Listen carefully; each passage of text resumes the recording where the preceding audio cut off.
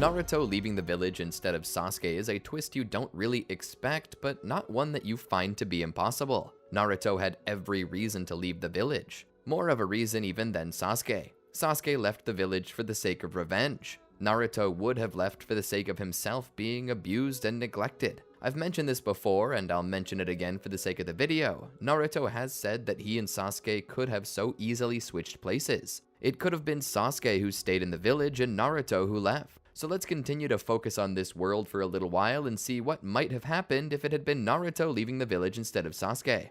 Sasuke was on his way early in the morning to visit Naruto. To be honest, he felt really bad for him. Sasuke himself had always thought he had it rough, but now he was seeing what was happening to Naruto, and he began to count his blessings. Naruto might not have been forced to watch his friends and family be killed, but he had to live in what seemed like hostile territory every day, looking over his shoulder, getting beaten by the angry villagers. It was no wonder that Naruto was upset. Sasuke would go to the door and knock on it. "Naruto!" He would knock a little louder. "It's me, dork, open the door." There was no response. To be frank, Sasuke was a little nervous by this lack of response. He grabbed the handle and twisted it. Opening up, he announced that he was coming in. Entering the room though, he saw nothing. There was no Naruto, just the empty sheets sprawled across the floor. Fearing the worst, Sasuke activated his Sharingan and began searching for clues. There was a slight disturbance of light behind one of the partitions separating Naruto from another patient, despite there technically not being another patient there to separate him from. The room was all Naruto's, yet the curtain was closed. Sasuke wondered why.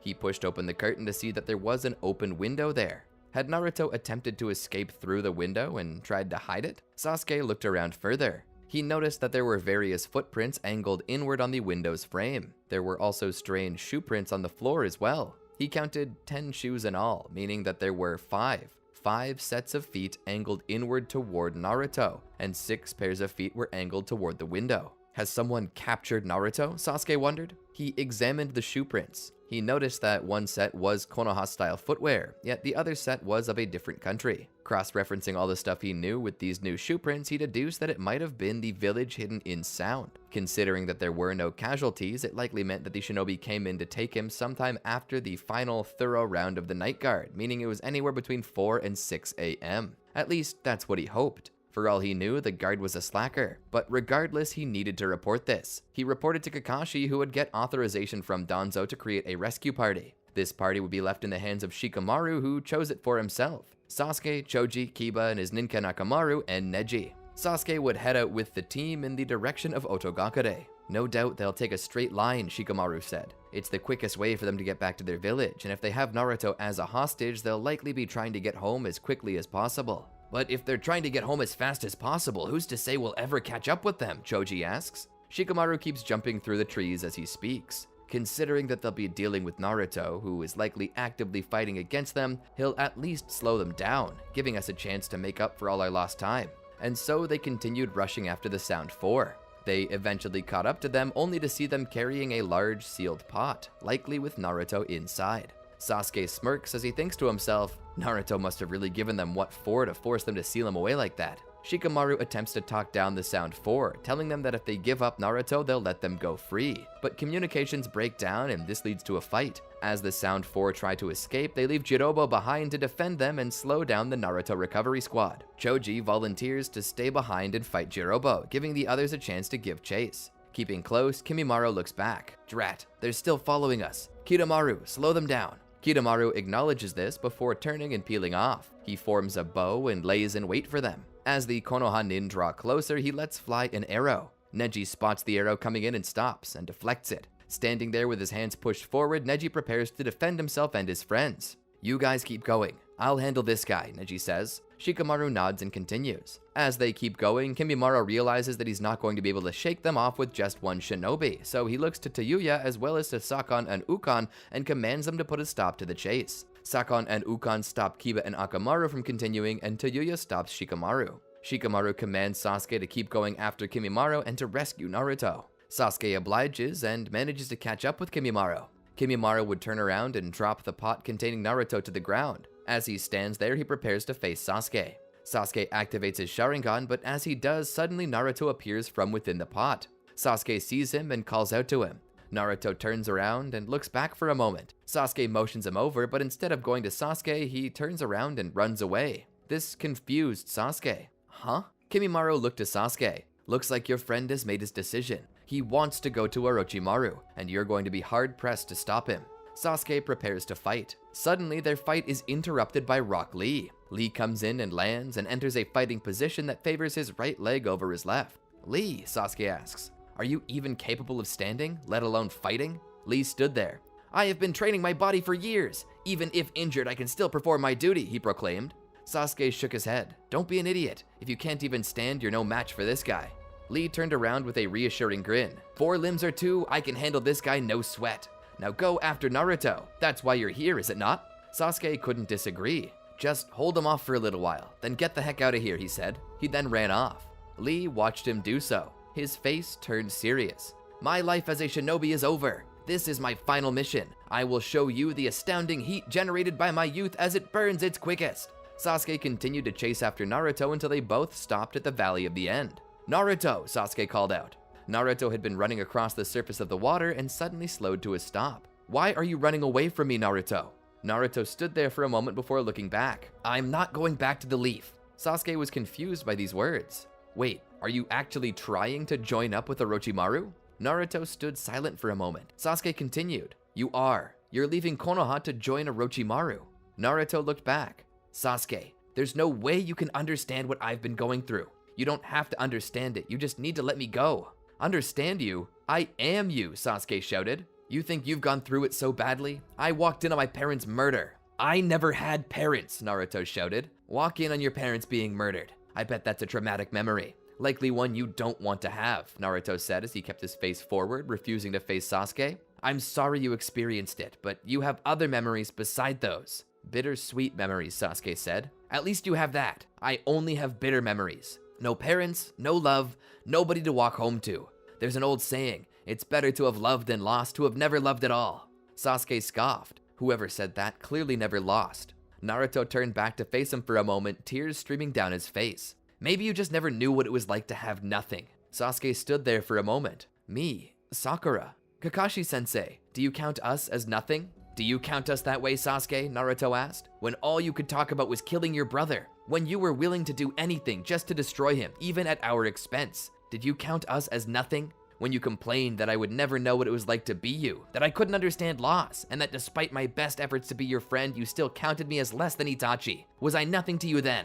Sasuke was speechless. Naruto shook his head. I know I meant something to you, Sasuke. I know. You don't have to debate that with me. Just as you know that you, Sakura, and Kakashi meant the world to me. That's not a question, but the village. Naruto grabbed the front of his jacket over his chest where his heart would be. The village is wrong. They're too hard. I've been beaten multiple times for just being alive, spit on, cursed. I just don't want to go through that anymore.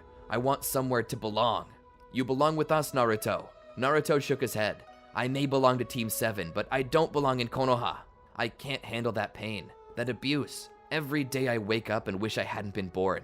Every day I see the way they look at me, and I realize that I'm unwelcomed in this world. I have no love to fall back on, only hate. I'm bombarded by it day in and day out. All day, every day, and it's starting to take root. I can't stand living in that village anymore. I need a place to belong. And that place is Orochimaru's? Sasuke asked. Naruto thought about it. I'm an outcast, just like him. Maybe it's best that I stay with other outcasts. Don't be absurd, Sasuke said. You're nothing like Orochimaru. He's an outcast because he takes advantage of people to the point of killing them. He'll do the same to you. He'll take advantage of you, study you, use you, and then throw you away. Then where will you be? Back at square one? Naruto asked. You'll be dead, Sasuke told him. Naruto thought about it. So no different than if I had stayed in the village. But maybe if I stay with the other outcasts in Oto, then I can find at least a little camaraderie before the end of my life. Naruto turned and began to walk away. Sasuke clenched his teeth and fists. Damn it, Naruto. Those people back there, Shikamaru, Kiba, Akamaru, Choji, Neji, even Lee. They're all back there fighting, putting their lives on the line to bring you back, and you dare stand there and tell me you have nothing? Don't make me sick. You have friends. But who cares what the village thinks? The village is full of idiots, but not everyone is like that, Naruto. You have a support system, friends, people who care about you. You're just gonna leave that all behind? For someone who promises an easy life but won't deliver on it? Naruto stood there. And how long will it be before you guys abandon me too? In the end, I'm walking this path, and by the end of it, I'll only have as many friends as I did when I started. Am I not your friend, Naruto? Sasuke asked. Yes. Do you really think I'm going to abandon you? Naruto stood there for a moment. Then come join me. Come with me to Oto. I'm sure Orochimaru can give you all the tools you need to kill Itachi. Sasuke shook his head. I'm not going to Orochimaru. Naruto nodded. See what I'm saying? Even you'll abandon me. You're the one abandoning us, Naruto, Sasuke shouted. Naruto stood there. I can't stomach the village, Sasuke. If we could all live anywhere else, I'd be fine, but I just can't. They treat me like I'm a monster. I'm not, but maybe I should be. Sasuke's eyes widened. You're going mad. Naruto looked down at his hands. Mad? Maybe so. Maybe I've been mad the whole time. He shrugged. I just want to be free of the village, to wipe those looks off of their faces. I won't let you destroy the village, Sasuke said. Naruto thought about it for a moment. Then I guess you'll have to fight me too then. Then I guess you'll just have to fight me then. Sasuke, in anger, activated his Sharingan and ran at Naruto. Naruto! Naruto would suddenly turn around and the two would proceed to trade blows. Sasuke would strike out at Naruto's face and Naruto would catch it. Sasuke would spin and kick Naruto from his open side, which would knock Naruto forward. Naruto would suddenly activate his first curse mark stage in an effort to increase his abilities enough to keep up with Sasuke's reaction time. Naruto would then step to the outside of Sasuke's fist, grip it and bar the wrist with a little twist. He would then use his elbow to force Sasuke's elbow into a state of hyperextension and use it to lead Sasuke around quickly before throwing him down into the water. But if you thought Sasuke was down and out, this is not the case. Like a raging bull, Sasuke came out of that water ready to continue. He put Naruto on the defensive, again using all of the techniques he had learned from watching Lee. Speaking of Lee, if one paid close attention, you could hear the most epic battle in history going down behind them. Too bad you gotta watch Naruto and Sasuke, right? JK. Naruto begins to retreat and starts attempting to climb the waterfall to get away from Sasuke. Due to the gravity pushing the water down, Naruto's ascent was slowed, but it was in fact an ascent, as his curse mark was able to let his feet move fast enough to make headway. Sasuke, on the other hand, relied upon climbing the figure of Madara to the top. They both reached the top of their destination at about the same time. Sasuke would jump down from the head of Madara toward Naruto, throwing shuriken. Naruto, now with a kunai ready, would knock each shuriken out of the air.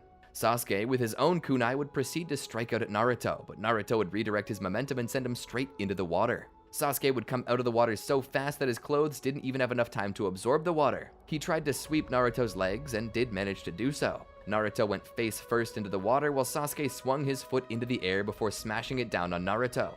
The strike would send Naruto deeper. Naruto lay there for a moment, looking up at the silhouette of Sasuke. He would suddenly toss two kunai with explosive tags and would will himself back to the surface to continue their battle. He now went on the offensive, trying to pin Sasuke down. Suddenly, one of the tags went off, causing an explosion that sent a geyser of water up into the air. This caught Sasuke's attention as Naruto knew it would. He would kick Sasuke in the face, sending him flying back into position as the second tag went off, putting Sasuke into the air. Sasuke hit the water with the plop. Naruto began to think it was over, but Sasuke emerged. I'm not letting you get away from me, he shouted.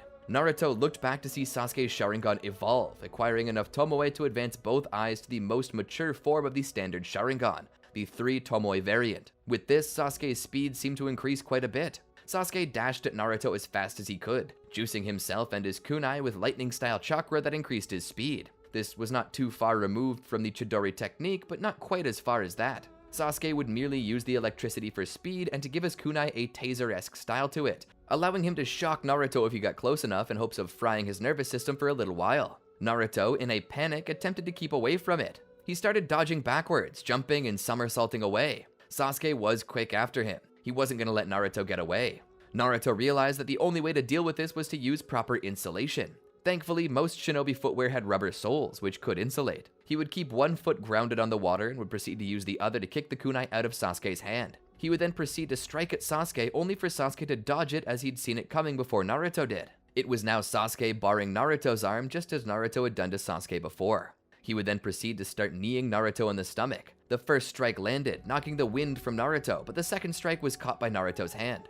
Naruto proceeded to do a front flip to get out of the armbar, where he then used his momentum to pull Sasuke in his direction, knocking him off the waterfall. Sasuke hit the surface of the water on his feet like a cat. Naruto, from atop the waterfall, would awaken his second stage curse mark. He would then spread his fleshy wings and proceed to fly down at Sasuke as fast as he could. He grabbed Sasuke by the collar and began to drag him along the surface of the water before throwing him into a nearby cliff face. Sasuke, before he even had the chance to recover, found himself on the receiving end of a kick to the stomach. Naruto would pull Sasuke out and would launch him into the air before finishing up with a move inspired by Lee's reverse lotus. Sasuke hit the water and just lay there as if he were unconscious. Naruto walked over and checked to see if he still had a pulse, which of course he did. Naruto then stood and turned around and began to walk away. As he did so, he let his form drop, but as he walked, he heard something. He stopped and looked back to see Sasuke rising back to his knees. Naruto once more reassumed his second stage. Sasuke then spoke. "Don't you turn your back on me." Sasuke then looked up, displaying his newly awakened Mangekyo Sharingan.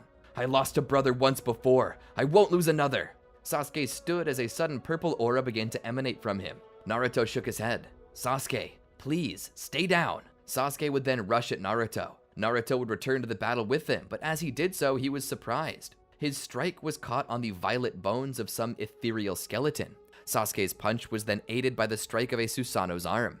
Naruto was knocked up into the air. Sasuke launched up there and knocked Naruto back to the ground. Naruto struck the ground hard and rolled. On his hands and knees, he knew that he couldn't allow himself to lose here. If he did, he'd be dragged back to the village where they'd only treat him worse. As Sasuke came down, he used the Susanoo to knock Naruto into a stone wall, leaving him stuck in the wall. Sasuke began to inch closer. "Even if I have to break every bone in your body, I'm gonna bring you back to Konoha." Naruto then looked up as a new red aura began to boil around his second stage curse mark form. Naruto looked up, his black sclera now surrounding with the red iris of a fox's eyes. "I won't go back." Naruto pulled free. His wounds began to steam and heal. "You're not gonna take me back." Naruto went on the offensive again. The strength in the strikes and the level of mayhem going on was so much that the water around them began to go up into the air and evaporate. This caused a sudden downpour of rain, a battle so powerful that the valley had not seen since the time of Madara and Hashirama. Sasuke and Naruto were trading blows evenly.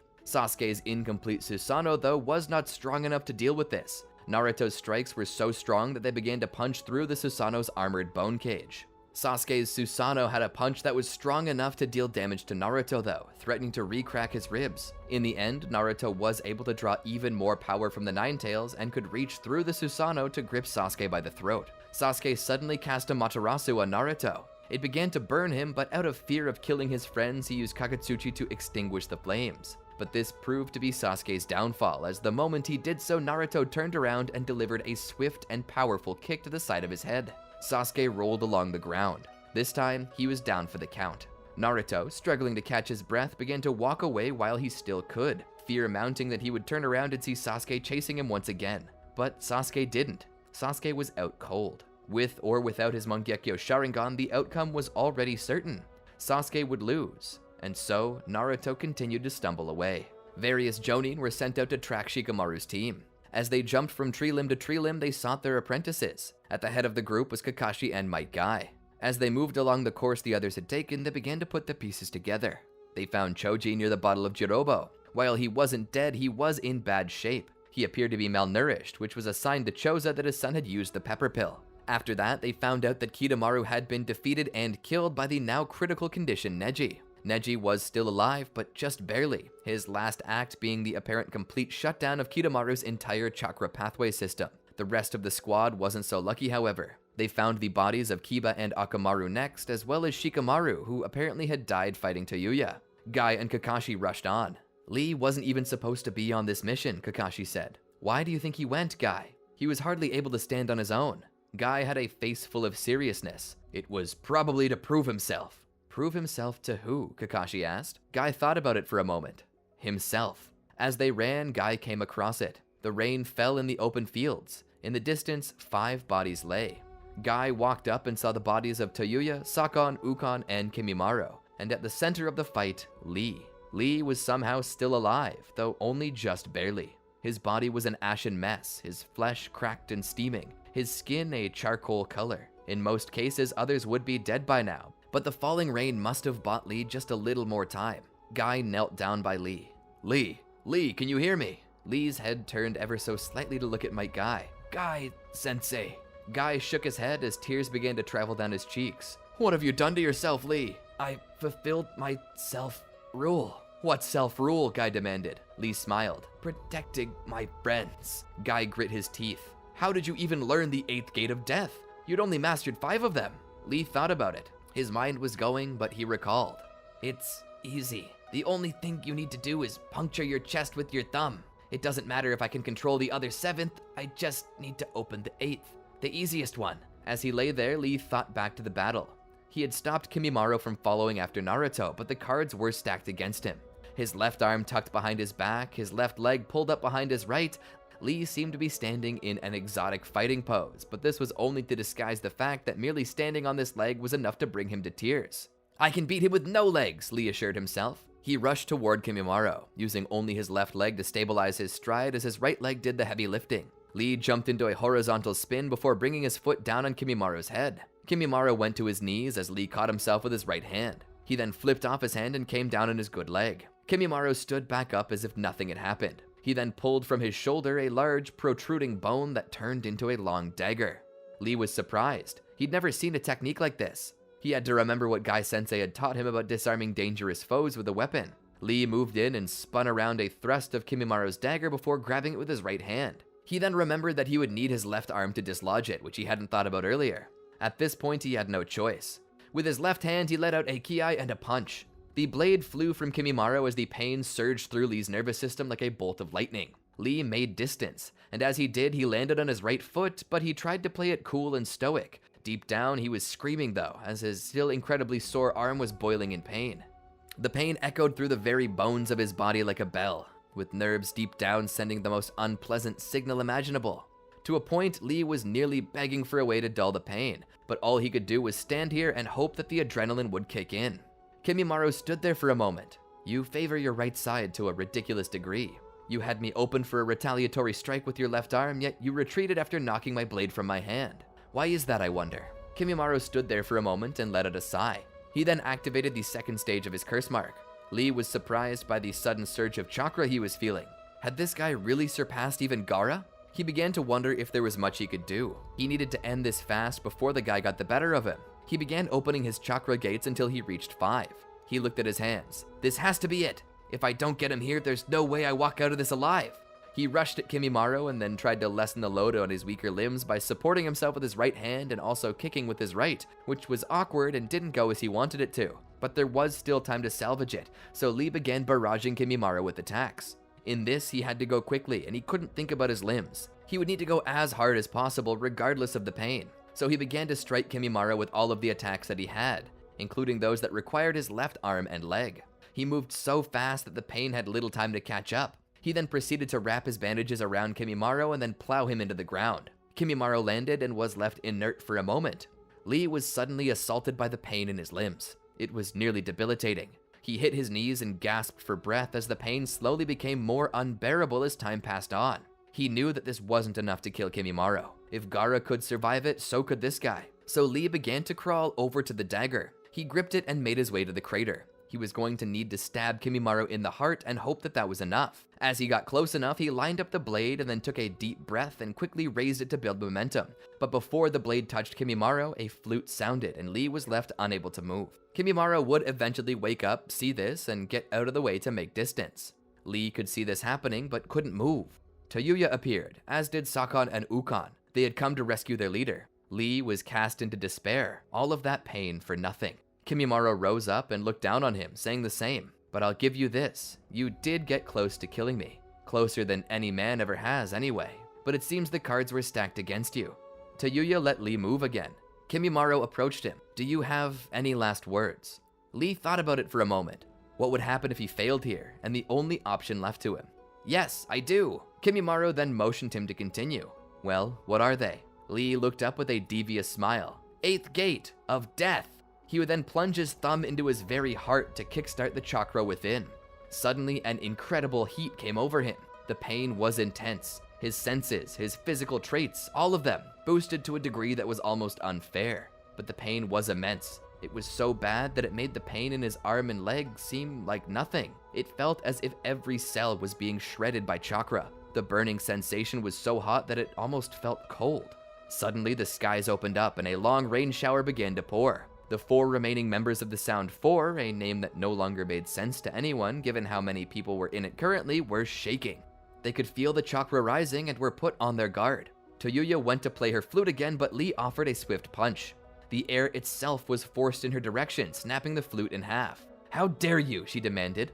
Lee suddenly rushed toward her when he delivered a swift blow to her abdomen, so strong that his fist broke through one side of her body and out the other. She coughed and gagged as she felt a large portion of her vital organs being shred. The remnants of them were being boiled by the heat and blood emanating from Lee. Lee pulled his hand free from her and let her fall back. The blood on his hand from donutting the kunoichi would slowly begin to contribute to his aura. He would then turn to face Sakon and Ukon. Charging at the two, Lee would smash into them. He would grab the head of Sakon and the head of Ukon and begin to pull, forcing the two of them apart. He would then kick Sakon so hard that he severed him in two.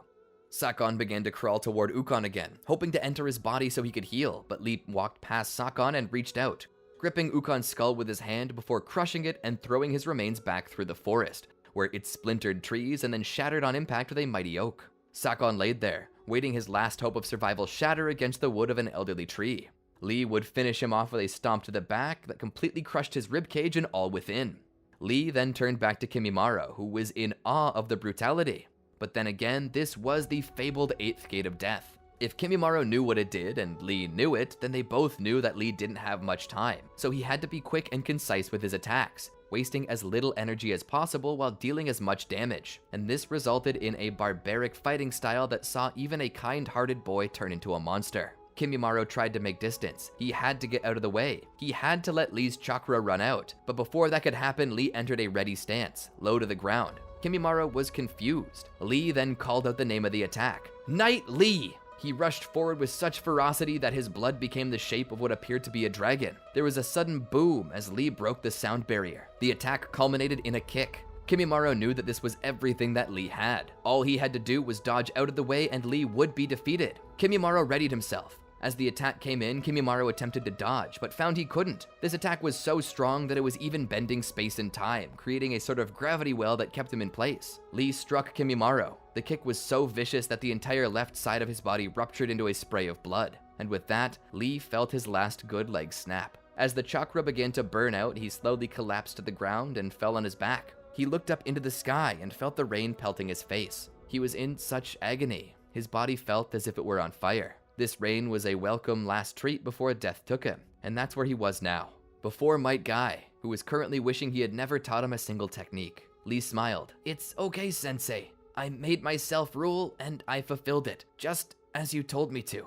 Are you proud of me? Guy, holding the dwindling flame of his apprentice in his arms, smiled through his tears and nodded. Yes, Lee, I'm very proud of you. Lee let off a smile as his last breath exited his lungs. Slowly, his body crumpled to ash in the arms of Guy, and all Guy could do was cry. Kakashi was on his way to the Valley of the End. When he reached it, he looked out and saw the form of Sasuke as he lay there in the water. Kakashi rushed down to him and began to pick him up. The boy was alive, but unconscious. Unable to further track Naruto in the weather, Kakashi began to take Sasuke back to Konoha. There, they would admit him to the urgent care unit where he and his friends would all be gathered. After awakening, Sasuke told them everything that happened, and due to this, a reward was put on Naruto's head for bringing him back alive or dead, something that irked Sasuke and Sakura. Might Guy would have Lee interred in the Cemetery of Fallen Heroes, where his headstone would list his name and deliver the epitaph, "The springtime of youth will never fade from your heart, and your memory will never fade from ours." After the burial of Shikamaru, Kiba, and Akamaru, Sasuke would be seen walking away by Sakura.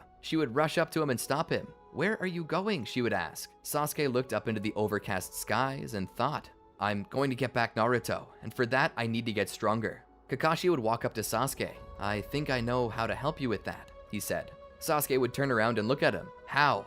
Kakashi would then tell him that he has a few contacts from the past and a couple of people he knows he can rely on in a pinch. "There's an old master of Sage Mode here in the village, currently named Jiraiya. If you train with him, you might master his techniques. And if you do that, you should be able to find and rescue Naruto before someone kills him." Sasuke would acknowledge this and turn to face Kakashi. "Fine, show me to this Jiraiya."